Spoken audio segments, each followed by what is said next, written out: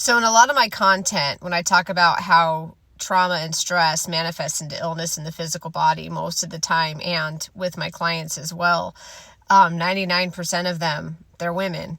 So today I wanted to talk about what stress and trauma looks like and how it manifests into illness in a man, because it's a little bit different with men. Now, I'm an intuitive health medium, and so what I'm going to explain to you today is what I see energetically. I'm not a doctor. I'm not trying to diagnose. I'm just explaining what I see energetically in men who've suffered from trauma or some sort of stress, whether it's in childhood or later in life, and how it hits them a little bit differently and why, and what it looks like in their energy and the illnesses that manifest from it.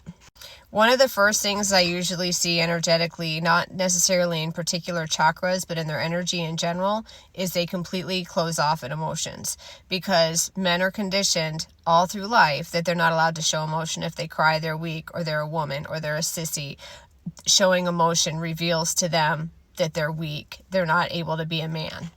And I usually see this in the father in childhood telling them to be a man, suck it up, tough it up, be tough.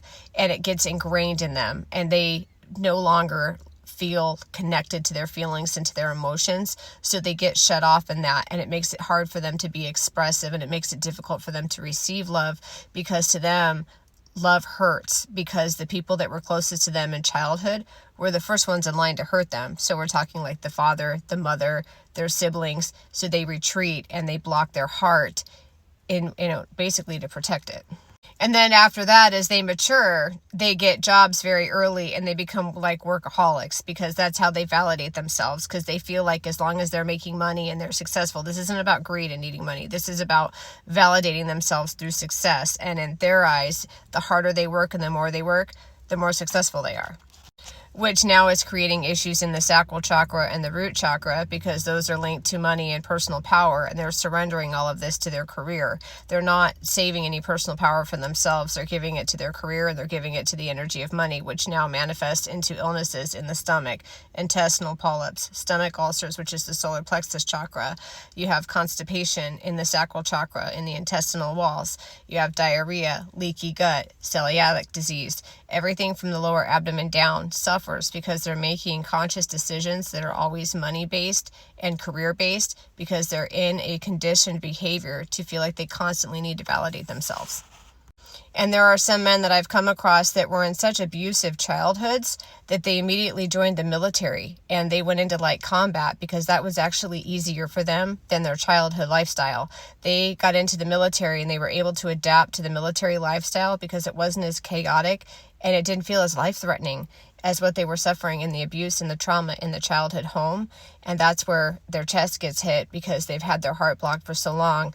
They're now suffering with stress, anxiety.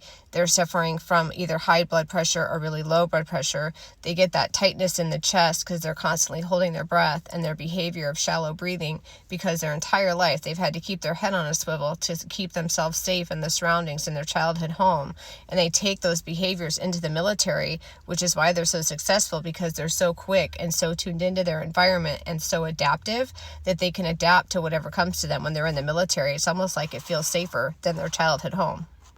Now, as their emotions get suppressed and they continue into adulthood and then marriage and family, and they're working and they have all these emotions just suppressed. Sometimes they get very hot-tempered and they're like a bomb, but they also adapted to that bomb type behavior, because that was the type of behavior in the childhood home where they were walking on eggshells, because someone in the home, usually the father, was a ticking bomb. They had unpredictable behaviors, which causes them to suppress their emotions, and it's a conditioned behavior that gets passed down. It's the father's trauma that caused him to have that behavior that he now passes to his son. It becomes his behavior that he's now living in his life, as he's hot-tempered with unpredictable behaviors, and he doesn't even know where they're coming from, because it's conditioned, it's subconscious. He can't attach it to anything.